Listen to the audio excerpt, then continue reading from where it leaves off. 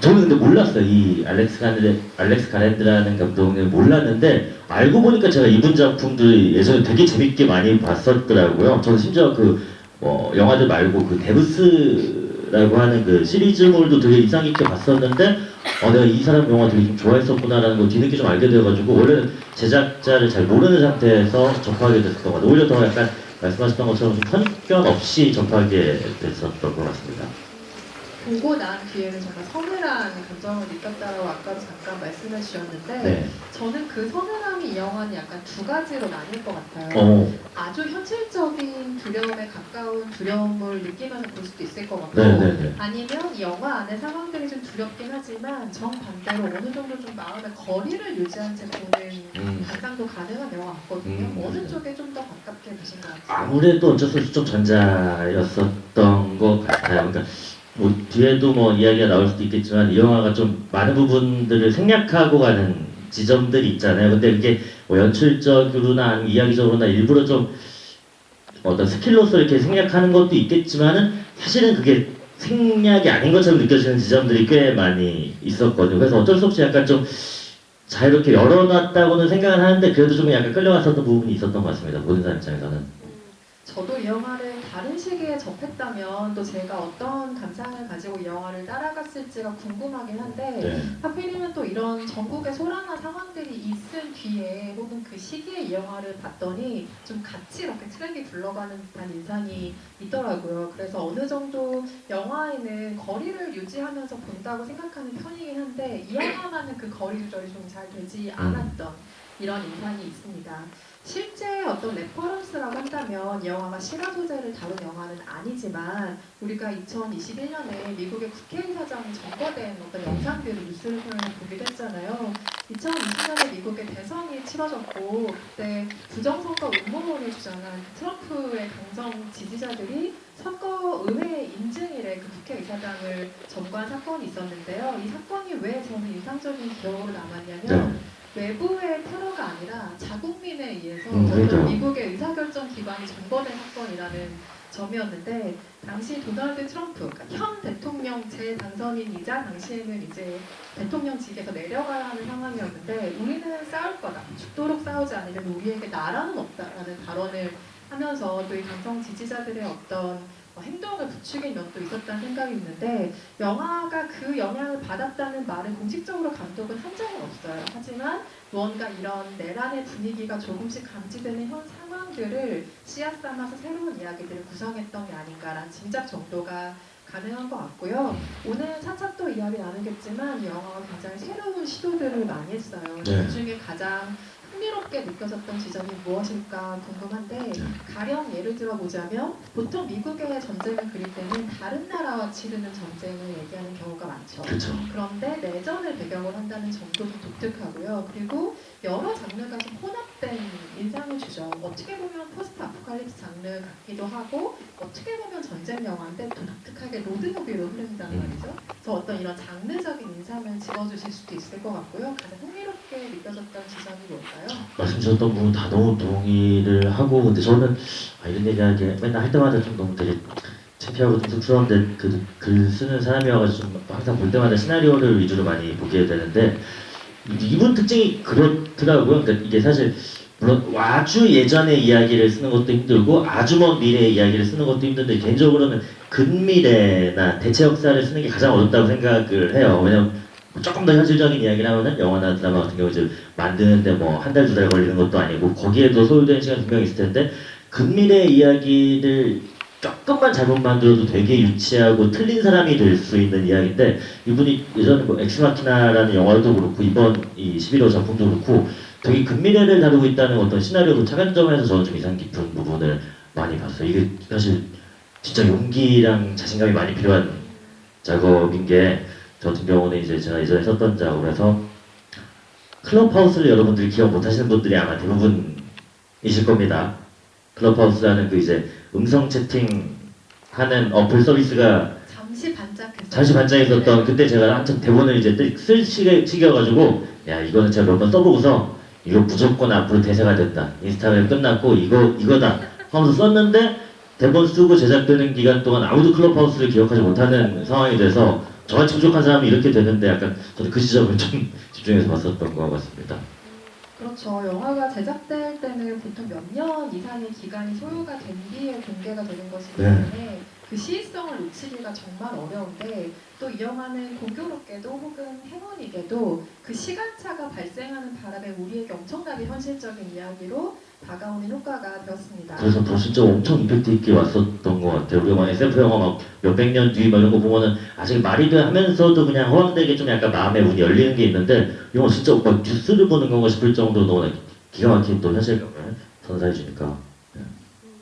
유병재님이 아까 앞서서 계속 감독의 이름을 몇 번 거론을 하셨어요. 알렉스 가린드죠. 알렉스 가린드라는 감독인데요. 주로 공상과학의 영역에서 두각을 드러냈던 스토리텔러라고 네. 말씀을 드릴 수가 있을 것 같고 이 사람의 영화적인 아주 강렬한 출발점이라면 데니 보일의 명작이죠. 우리가 아직도 좀비 영화를 이야기할 때 고전으로 이야기하는 2003년도에 28일호라는 영화의 각본을 쓴 사람이기도 합니다. 몰랐습니다. 네. 아, 그리고 그랬어요? 이제 내년에 나올 28년도까지 각본을 담당을 했고요. 그리고 가즈오 이시구로의 작품을 각색한 할리우드에서 만들어진 복제인간을 소재로 했던 네버랜디고라는 작품이 네네네. 있었는데 그 각본도 알렉스 가렌드가 썼고요. 그리고 말씀하신 엑스마키나라는 작품이 있죠. 네. 정말 미니멀한 장치 안에서 인간과 기계가 공존할 수 있는지 혹은 인간과 기계 사이의 아주 첨예한 질문들을 엮었던 작품의 각본과 연출을 하고 나서 이 영화가 이제 두 번째 연출작인 건데요. 11호는 그런 결에서 쭉 보자면 조금 독특하게 돌출되어 있는 작품인 것 같죠. 공상과학 장르는 어쨌든 아니니까요. 그런데 내전에 휘말린 채 좀 여러 분파로 갈라진 극미래 미국을 배경으로 하는 디스토피아적인 세계관을 완전히 새롭게 구축한 영화라는 점에서는 어느 정도는 그의 기존 작품들과 DNA를 좀 공유하고 있는 것이 아닌가라는 생각이 들고 왜냐하면 사회 기본 구조가 이미 다 해체된 것 같이 보이잖아요. 그리고 각자가 알아서 생존해야 하는 상황이 됐다는 점에서 기존의 디스토피아적 세계관을 좀 이식받은 작품으로 보이기도 하고요. 저는 최근 미국에서 만들어진 전쟁 영화들을 볼 때 굉장히 섬뜩한 게 이 영화를 포함해서 지금 넷플릭스에서 여기서 말해도 되죠? 방송이 아니니까 넷플릭스에서 보실 수 있는 리브 더 월드 비하인드라는 작품. 저 봤어요. 근데 이 작품도 사이버 공격에서 시작된 그 테러 이후의 재난 상황, 전쟁 상황을 다루고 있는데 이렇게 현실적인 전쟁과 테러와 공격의 상황들을 보여주고 있는 게 요즘 할리우드의 하나의 중요한 시선 같다는 생각도 합니다. 아, 그래요. 네. 저 방금 기자님 하셨던 말씀을 진짜 거짓말 안 하고 그대로 외워서 제가 이제 써먹으려고 하고요. 이분의 어떤 각본 쓴 이런 거에 이제 디스토피아 그런 것들을 감사합니다 했죠. 녹음이 되고 있으니까 귀한 자료가 되길 바랍니다. 네. 극중의 대통령이 도대체 어느 정당에 속한 사람인가, 이 사람의 뭐 이름은 뭔가 이런 정보를 우리가 영화가 끝날 때까지 절대 알 수가 없는데요. 더 중요한 게 있죠. 이 내전이 도대체 왜 시작됐는지 그 갈등의 정확한 이유를 영화가 가르쳐주지 않는데요. 이 전제, 그러니까 끝날 때까지 설명해주지 않는다는 이 영화의 의도를 어떻게 받아들이셨는지 궁금해요. 뭔가를 강조하기 위한 설정이었거나 드러내지 않기 위한 설정이었을 텐데 도대체 무엇 때문에 이 영화가 이런 선택을 했다고 보세요? 뭐 여러 가지로 말씀드릴 수 있을 것 같은데 아까도 뭐 잠깐 얘기하긴 했지만은 이렇게 생략되는 부분이 오히려 저는 그냥 저도 이런 거 만드는 사람 입장에서 오히려 이게 정답이다라는 생각을 하게 되는 이유가 좀 더 조금이라도 어떤 이유라든지 어떤 이 방금 말씀하셨던 어떤 뭐 정당이라든지 이런 것들이 들어가는 순간 요거를 그냥 이 영화를 메시지 전달에 그냥 도구로 쓴다는 오명을 좀 피하기가 쉽지 않을 것 같다라는 생각이 들고 그리고 그렇게 됐을 경우에 받아들이는 사람들이 훨씬 더 폭넓고 깊게 받아들일 수 있다는 생각이 들고 그리고 조금 다른 차원의 이야기를 하면은 묻사를 안 해도 알겠다는 생각, 이거 개인적인 해석일 수도 있겠지만은, 우리가 돌려곡 같은 영화를 봐도 사실 이제 성별이 다른데도 떠오르는 어떤 연상된 이미지나 뭐 각자의 정답이 있겠지만 다 있잖아요. 그런 생각도 들고, 마지막으로는 약간 그냥 개인적인 이야기인데, 제가 지금 글을 요새 쓰고 있거든요. 어떤 이야기를 쓰고 있는데, 이 정도 되는 이제 연출가나 이제 각본가가 되어야지만, 요 정도 이런 생각도 할 수 있구나라는 생각이 드는 게 저 같은 사람은 그렇게 기억 안 내면 그냥 무조건 바꾸고 먹거든요. 이유도 다 설명해야죠. 이렇게 해야 되는데 그런 지점에서 약간 좀 부럽기도 했습니다. 네. 근데 이건 저는 이거 사실 예술의 정답이 어딨냐고 하겠지만은 저 솔직히 약간 있다고 생각하거든요. 여기는 생략되는 게 저 정답이라고 좀 받아들이기는 했어요. 그래서 너무나 탁월한 선택이었다고 생각합니다. 오늘 아마 이 부분에 대해서는 차차 더 이야기가 많이 나오긴 할 것 같아요. 그런데 어쨌든 우리가 알게 되는 정보만 몇 개만 짚어보면 닉 오퍼먼이라는 배우가 연기한 이 대통령이 3선을 이미한 대통령이라는 거, 그리고 이름과 정당이나 정치적 성향은 알 수는 없지만 어쨌든 미국이 분열되고 주요 도시가 전쟁터로 변했다는 상황 자체는 우리가 알 수 있죠. 저는 영화를 볼 때 이게 되게 독특하다고 생각되는 지점이었는데, 여기서 분리주의를 주장하는 파가 있잖아요. 서부연합이라고 하는 웨스턴 포스가 있는데, 실제 미국이라면 절대 연합하지 않을 것 같은 텍사스랑 캘리포니아가 연합하는 되게 희한한 구도를 보여주고 있죠. 그리고 플로리다에서도 뭔가 독립적인 분리주의가 일어나고 있는 상황인 것 같고, 대국민 연설을 어떤 단어들을 유추해 봤을 때 이 사람은 굉장히 권위주의적인 언어들을 가지고 있는 사람이죠. 그래서 그러한 행동들로 이어졌을 것 같은 하나의 단서가 FBI가 이미 해체된 상황이다, 뭐 이런 말이 나오기도 하고, 시민에 대한 공습을 자기가 직접 명령했다라는 것도 나오기도 하고, 기자들이 워싱턴에 가면 바로 총살되는 게 이상하지 않은 상황이라는 것 정도를 우리가 공유할 수가 있죠. 그래서 언론이 미국의 적이라고 공공연히 말하는 미국의 한 분이 계시죠. 그래서 그분이 느슨하게 떠오르긴 하지만 어디에도 그 이름이라든지 진보, 보수 이런 그렇죠. 식의 단어는 절대 등장하지 않는 좀 영리한 방식의 영화라는 생각이 드는데, 워싱턴 DC, 뭐 뉴욕, 샬럿빌치 같은 지명은 우리가 다 알고 있는 현재 미국의 지역이기도 하잖아요. 그런데 왜 그런 지명을 택하면서도 정치적인 단어들을 택하지 않았는가, 정당의 색채를 드러내지 않았는가 이유를 생각했을 때는 이것은 특정 국가의 이슈도 아니고 오히려 그걸 중요하지 않다고 계속해서 강조하는 이야기처럼 들렸어요. 그러니까 이건 특정 국가의 문제라기보다 어쩌면 특정 사람의 문제일 수가 있고, 정치 담론에서 가장 위험한 것은 분열과 양극화, 그 극단주의에 있다는 것, 민주주의가 마주할 수 있는 가장 큰 위협이라는 건 바로 그 극단주의라는 것을 강조하기 위한 설정으로 우선 저는 보았습니다. 이거 근데 완전 네. 이 채팅방은 운영이 안 돼. 제가 지금 이게 멈춰 있는지 올라오지 않는데 저만 그런 건가요? 채팅방에 지금 계속 글이 올라오고 있는데. 아무 부분이나 뭐 안녕 이런 것만 한번 써봐주세요.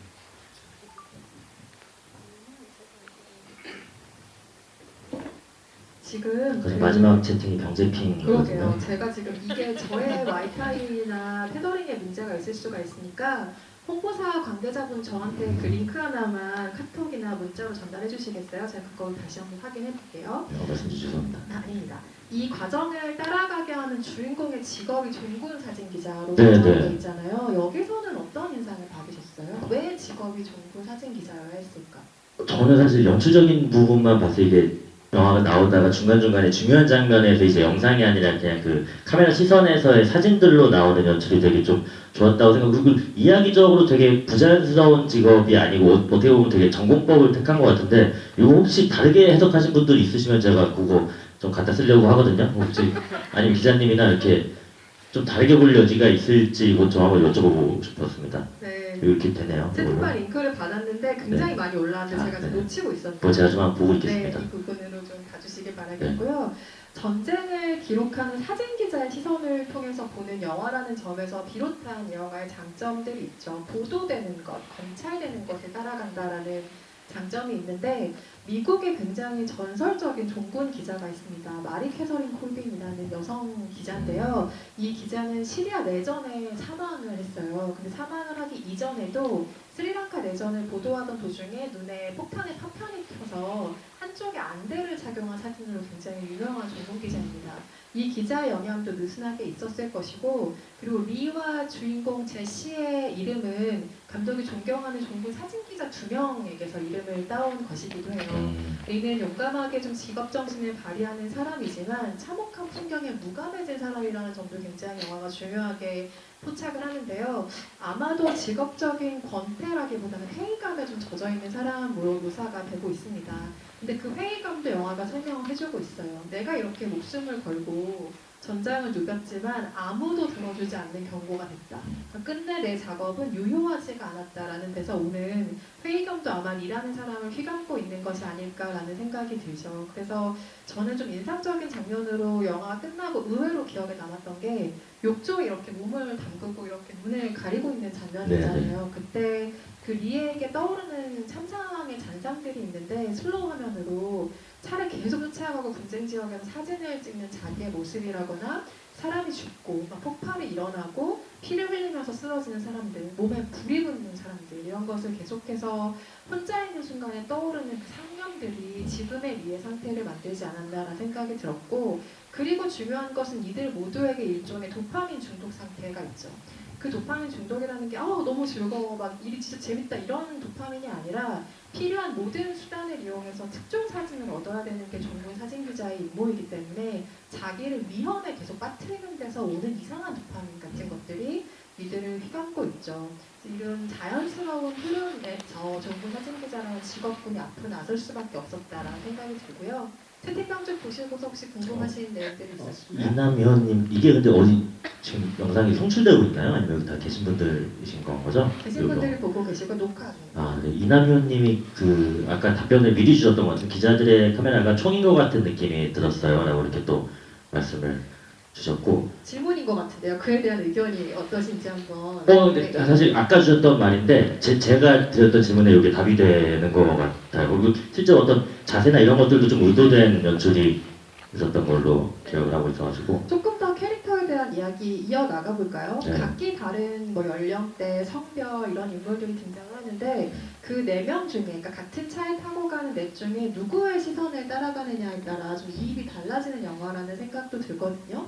상황적으로 이입한 사람이 있을 수도 있고 아니면 좀 감정적으로 가장 나와 가깝다고 생각한 사람이 있을 수도 있을 텐데 4명 중에 누구의 시선을 좀 따라가게 되던가요? 저는 사실 좀 약간 결과론적인 이야기인데 그 조엘 네. 마지막 대사에서 좀 사실 좀 해석을 좀 바꾸게 됐거든요. 마지막 대사에서 이제 스포일러는 되지? 이제 대통령이 마지막으로 맞을 때 뭐 한마디 해달라고 하고 살려달라고 하니까 이제 됐다고 하는 순간에 약간 이 캐릭터에 되게 오히려 다시금 이 영화를 돌아보면서 몰입하게 됐었던 것 같아요. 그래서 약간 조엘 시선을 따라가면서 봤었던 것 같습니다. 그렇죠. 그 대통령을 취재하기 위해서 사실상 지금 라디오나 방송으로는 무의미한 선전만 계속해서 반복하고 있기 때문에 지금 유의미한 어떤 이야기를 들으러 그 위험한 여정을 택했던 사람이 들을 말이 없다라는 식으로 정리를 해버리는 그 마지막 장면이 굉장히 서운한데요.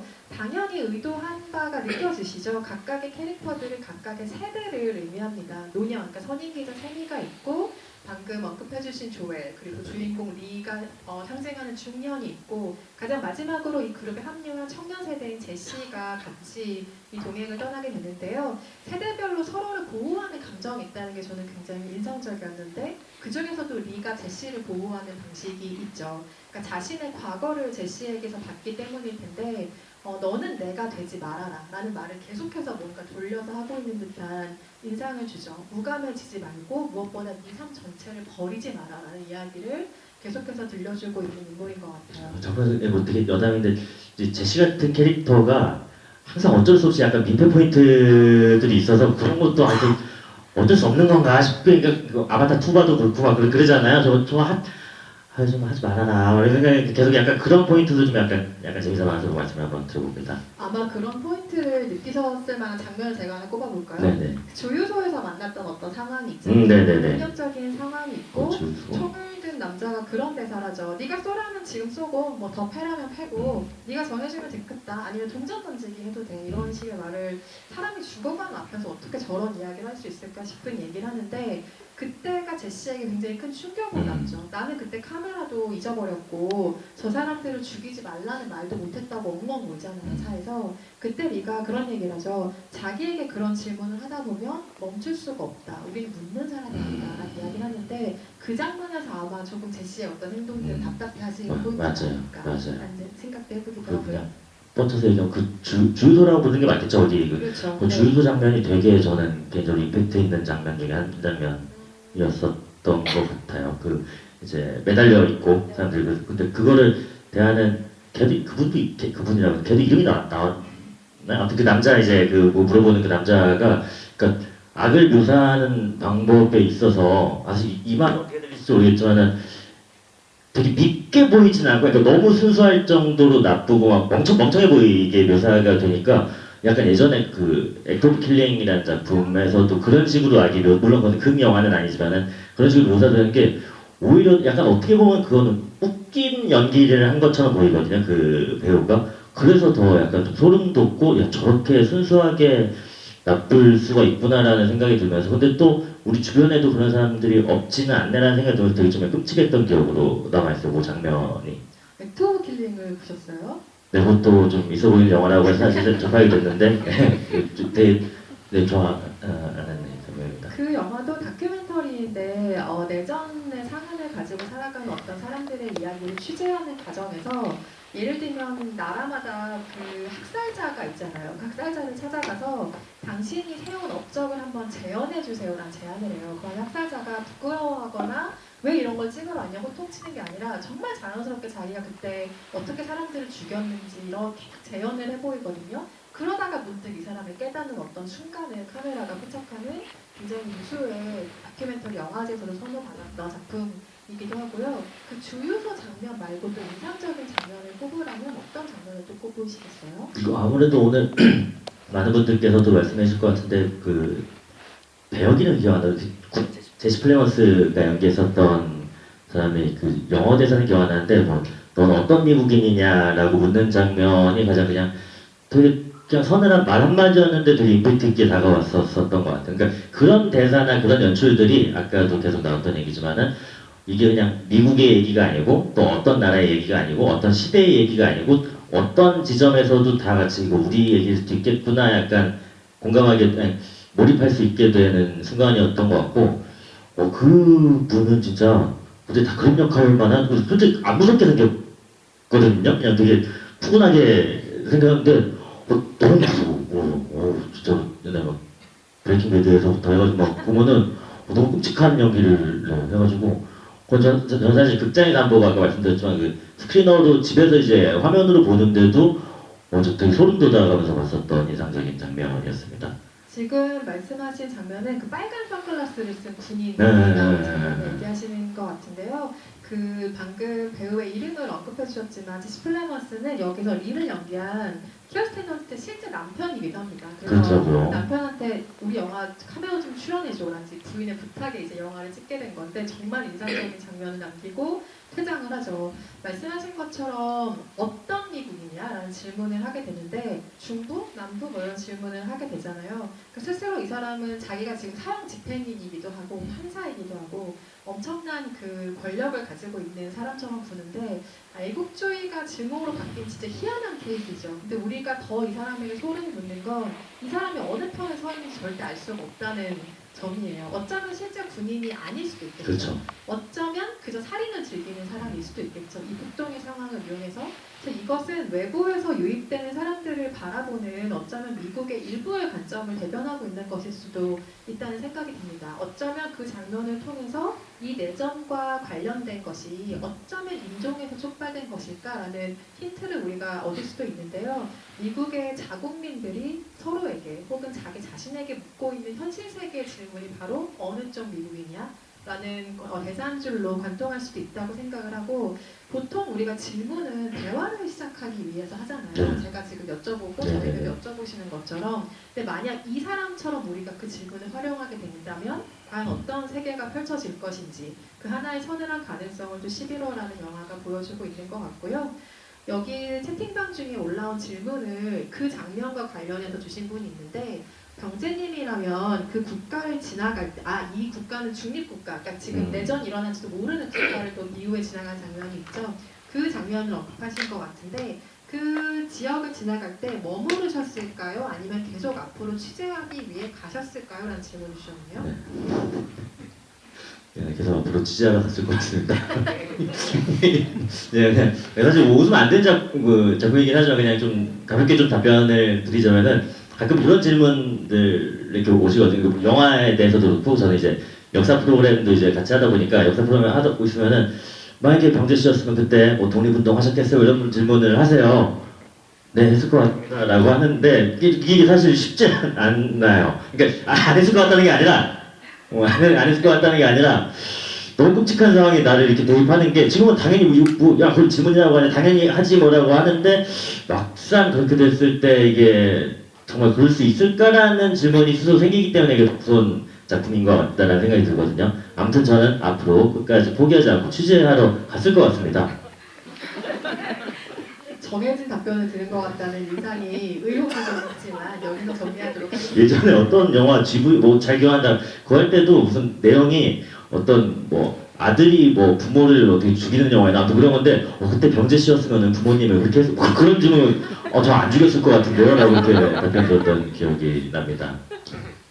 방금 우리가 언급한 그러니까 굉장히 자기들은 기계적인 중립을 유지한다고 믿는 어떤 정치적인 맞춤지대를 지나는 그 장면과 아까 언급했던 그 빨간 선글라스를 낀 군인이 있는 그 장면이 바로 11월이라는 영화가 궁극적으로 관객에게 경고하려는 모든 핵심이 담겨있는 장면이 아닌가 싶어요. 그러니까 어떤 정치적 상황이나 사회적인 혼란이 내전을 일으켰고 그 사람들을 분열시켰는지는 어쩌면 중요하지 않을 수도 있지만 편을 가르는 것도 사실은 이 영화에서 중요하지 않고요. 이런 상황에서 우리가 얼마든지 또 다른 궤도를 탄생시킬 수 있다는 것, 또 다른 정치적인 어떤 사태를 우리가 모르는 사이에 촉발시킬 수 있다는 것, 이게 바로 이 영화가 가지고 있는 날카로운 시선이나 생각이 드는데요. 궁금한 게 있는 게 네. 저는 사실 이 작품을 또 이렇게 또 감사한 초청 자리에 또 응하게 됐던 계기가 초청 주시기 전에 이 작업을 하셨던 분 한 분을 통해서 진짜 엄청난 작품이고 진짜 끝장난다 꼭 보셔라 이렇게 해가지고 알겠습니다 했는데 또 이렇게 우연히 기회가 돼서 그분이 하셨던 말씀이 물론 전제를 깔고 말씀드리겠습니다. 이제 국내에서는 또 많은 분들도 보시고 또 흥행도 성공도 하고 또 이 배급사 제작사분들 이제 또 다 왕성한 활동하시길 바라겠지만은 미국 안에서는 약간 또 앞으로 테러라고 해야 될까요? 그런 식으로 좀 약간 의견이 많이 갈려서 좀 흥행에는 그렇게 적신호는 아니다라는 얘기를 들었는데 그거는 좀 맞나요? 혹시 알고 계신 게 있는지? 미국 내에서 실제로 감독에게 그 질문이 굉장히 많이 갔어요. 당신은 어느 쪽인가? 라는 질문이 많이 가기도 했고 왜 그 질문이 많이 갔냐면 저는 이 신호를 긍정적으로 해석했지만 그러니까 내전의 원인을 중요하게 밝히지 않은 이 선택에 동의했지만 어쩔 수 없이 그 질문이 많이 나온 거죠. 왜냐면 미국 내 얘기잖아요. 그렇죠. 그러면 누구나 특정인을 지칭할 수도 있을 거고 의도할 수도 있는 이 방향이 조금은 비겁한 방식이 아닐까라는 질문에 대해서 관객이 혹은 언론이 이 감독에게 굉장히 많은 질문을 했었고요. 네. 그때마다 감독은 한 번도 시원하게 얘기한 적은 없어요. 하지만 그것이 우리나라가 아니라 미국 내 상황이었기 때문에 조금 더 첨예한 질문이 됐던 거는 맞는 것 같습니다. 근데 이 영화는 기본적으로 반전 영화의 성격을 가지고 있잖아요. 이게 전쟁이 옳다, 전쟁을 일으켜야 한다는 메시지가 아닌 것은 뭐 누구나 보면 알 수 그렇죠. 있는 내용이죠. 그런데 전쟁 영화, 반전 영화의 아이러니는 그럼에도 불구하고 폭력의 순간들을 담아야 한다는 점이에요. 그러니까 전쟁의 참상을 보여줘야 한다는 점인데 카메라가 좀 어떤 태도를 취하고 있다고 느꼈는지가 궁금한 게 때로 다큐멘터리나 아니면 우리가 실제 보도 사진을 보는 것 같은 맞아요. 인상을 주기도 하잖아요. 네, 그 굉장히 그 거리라고 해야 되나 이거 아마 칭하는 용어가 있을 텐데 카메라와 뭐 인물 간의 거리나 아무튼 이런 것들이 되게 좀 차갑다라는 느낌 받을 정도로 되게 냉철한 관계를 유지하는 거를 느꼈고 저는 약간 또 여쭤보고 싶었던 게 이런 지점들이 있어요. 아까도 잠깐 얘기했는데 이렇게 중요한 장면들을 이렇게 영상으로 보여주다가 중간중간에 카메라로 멈춰있는 스틸 사진으로 보여주는 연출이 되게 자주 등장하다가 마지막에는 이제 그 크레딧 올라간 엔딩씬에서는 이거 그 사진 찍는 카메라의 시선인데 그게 사진이 아니라 그냥 영상으로 이렇게 흘러나오잖아요. 요거 혹시 생각하신 연출의 의도가 뭐 있나요? 있으면 제가 좀 써먹으려고.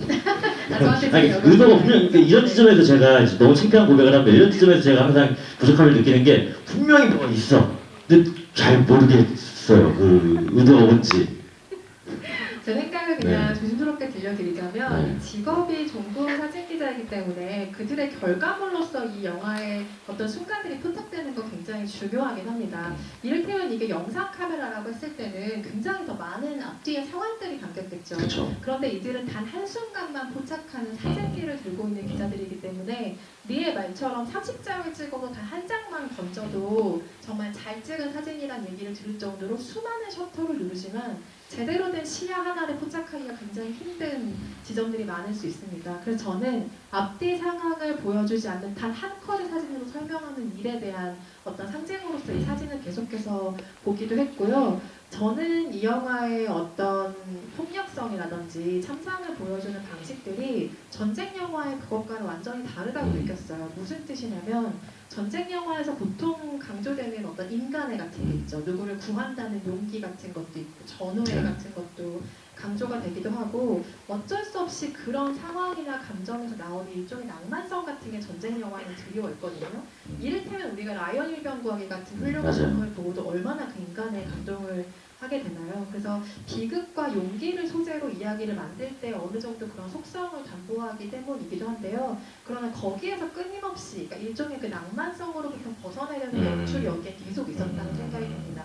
이를테면 아주 경쾌한 컨트리 음악으로 갑자기 그 전쟁의 참상을 다루는 몽타주를 한다던가 아니면 세미의 죽음을 마치 불꽃놀이를 하는 것처럼 그 마을이 불타고 있는 무언가를 그런 방식으로 처리한 것이라던가 좀 다르게 바라보기 위한 무언가를 이 영화가 계속 시도하고 있다는 생각이 드는데요. 아까 말씀하신 사진 같은 경우는 우리가 뉴스 영상에서 계속 봤던 기존 이미지들이죠. AP통신 사진이라고 해도 아 그렇구나. 로이터 사진이라고 해도 아 저거 본 것 같아. 라는 인상을 주는 사진들이죠. 그래서 이건 시네마틱하다기보다는 사실 좀 다큐멘터리적인 접근 방식이긴 한데요.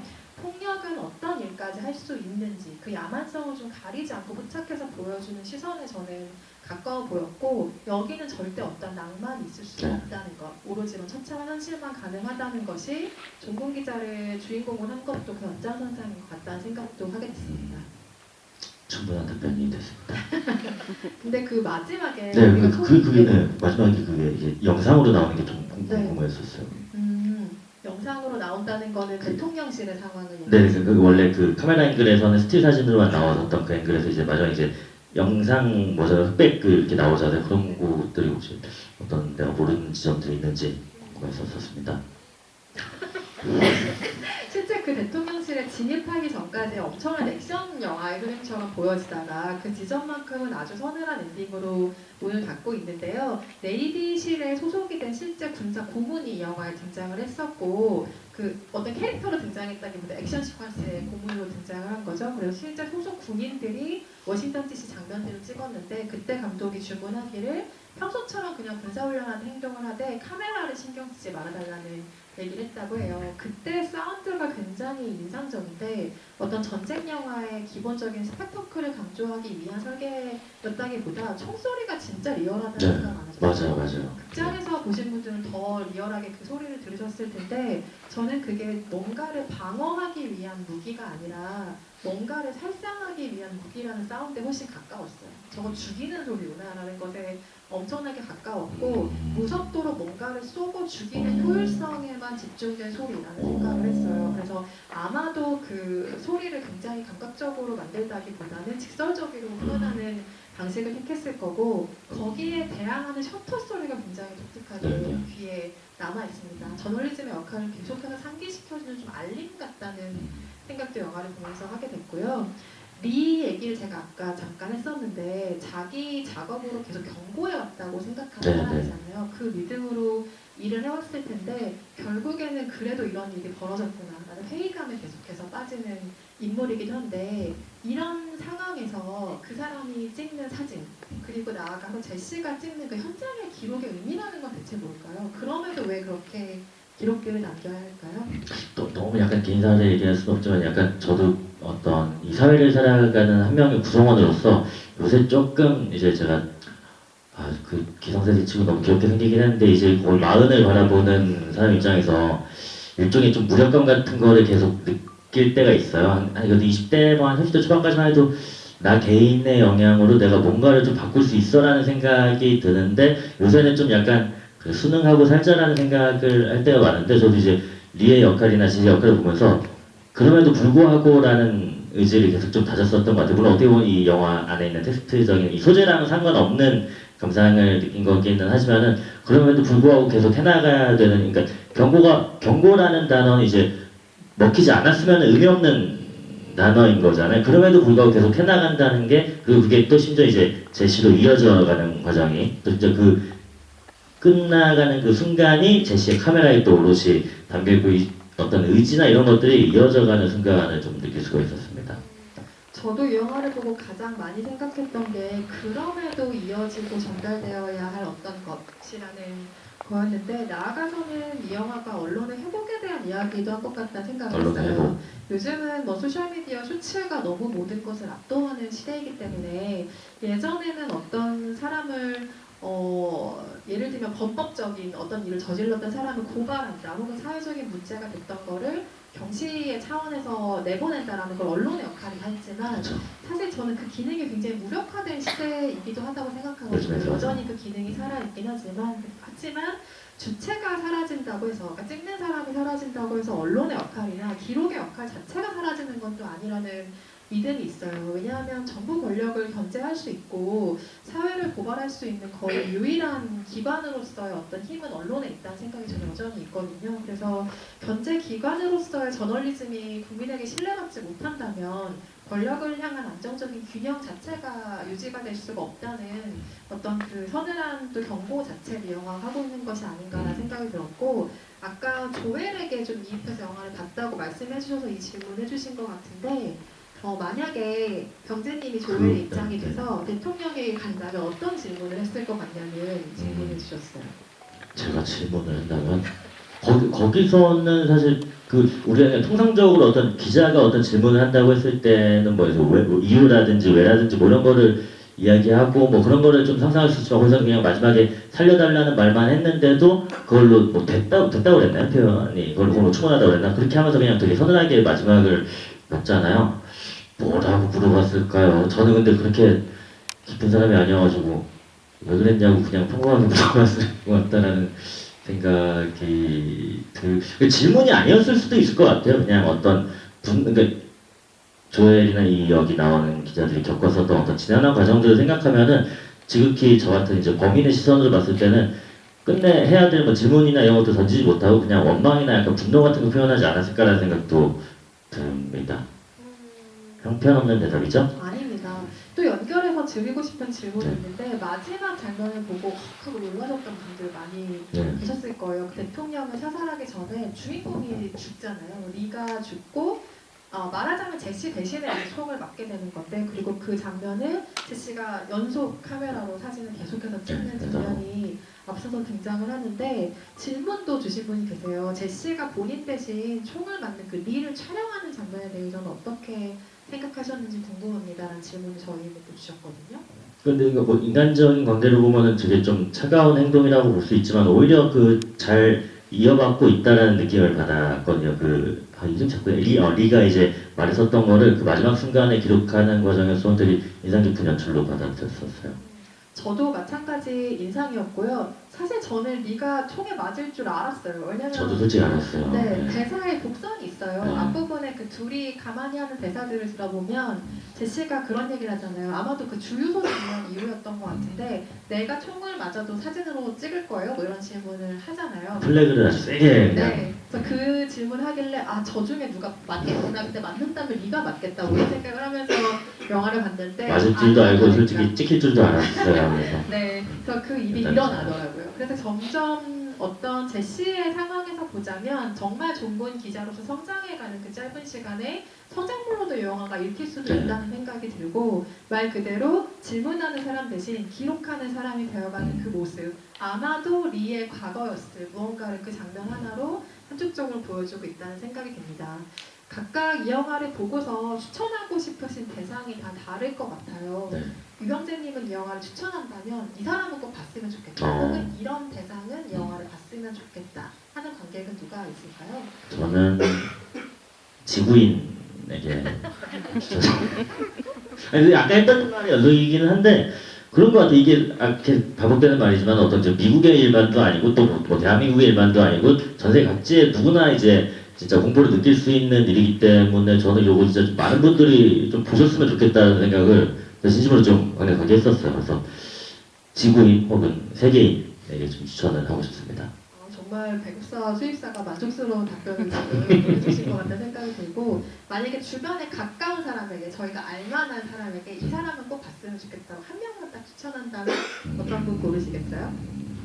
저 유기선 씨에게 추천을 드리고 싶네요. 사실 저희가 영화 취향이나 이런 작품 취향이 되게 좀 많이 안 맞는데 잘 하면은 이 작품은 가끔가다 한 작품씩 이렇게 둘 다 좋아하거나 둘 다 싫어하고 뭐 이런 경우가 있거든요. 이 작품을 잘 하면은 서로 취향이 좀 맞을 수도 있겠다는 생각이 들어가지고 유기선 씨한테 한번 추천을 드려보도록 하겠습니다. 네, 어떻게 보실지도 굉장히 궁금하고요. 아주 날카로운 질문으로 생각을 여쭤본 분도 계세요. 국민에 대한 공습을 명령하는 대통령을 대통령이라고 부를 수 있을까요? 라는 질문 주신 분도 계시네요. 없겠죠. 없습니다. 네, 이게 본인이 또 그렇게 말을 했다는 거에 대한 별다른 죄의식이 영화에 느껴지지 않는다는 점에서 정말 저도 당연히 동의할 수밖에 없는 내용인 것 같아요. 오늘 미리 보신 11화는 12월 31일에 개봉하기 때문에 주변에 좋은 입소문을 많이 부탁드리되 결정적인 스포일러들은 조금 피해서 전달해 주셨으면 좋겠다는 바람을 드리고요. 오늘 오신 분들은 근데 영화 정말 좋아하시는 분들이 아마 오신 것 같아요. 그렇죠. 저희 개봉 전에 이렇게나 빨리 극장을 찾아주신 관객들인데요. 예, 심지어 저도 A24 영화를 너무 좋아하는데 실제로도 좋아하지만은 솔직히 좀 있어 보이잖아요, A24.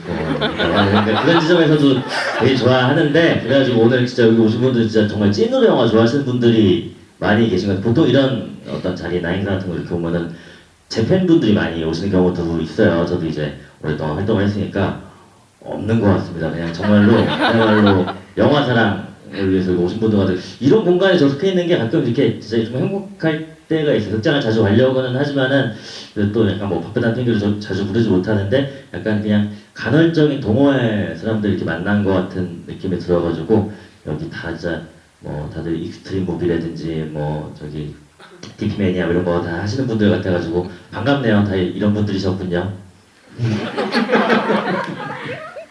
네, 반가움을 이렇게 전해주셨고요.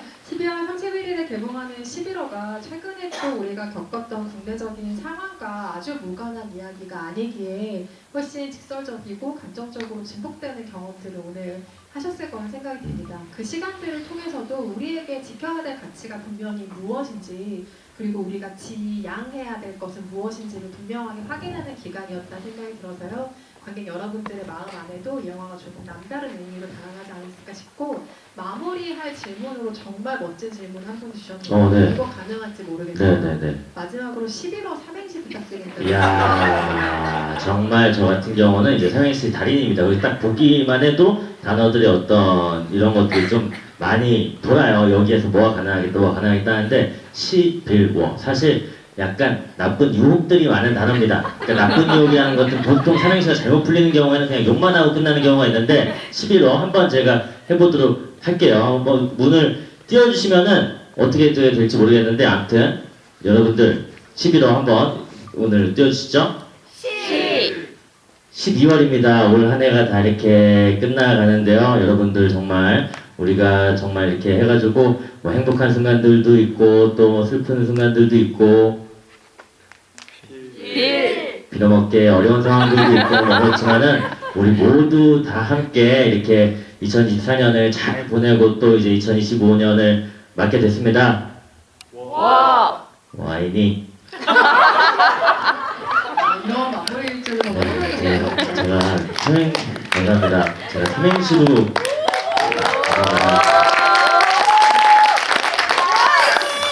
너무 후원 잘해주셔서 너무 감사할 뿐이죠. 삼행시로 웃겨본 지가 5년이 넘었어요.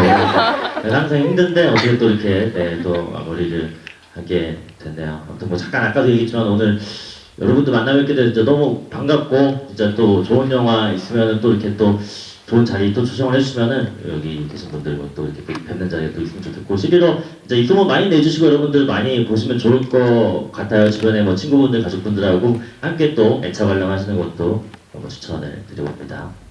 네, 오늘 마지막에 삼행시로까지 또 저희의 시간을 알차게 채워주신 이병진님께 다시 한번 큰 박수 부탁드리고요. 네. 개봉하는 11월 분열의 시대 많은 성원 부탁드리고요. 아까 제가 시작 전에 말씀드렸던 끝까지 보신 이후에 받아가실 수 있는 엽서와 스티커 세트는 퇴장 시에 나눠드립니다. 받아가시길 바라겠고요. 오늘 같이 영화 이야기 나눠서 즐거웠습니다. 감사합니다. 감사합니다. 감사합니다. 오늘 행복한 연말 보내세요. 20년 새해가 네, 행복하세요.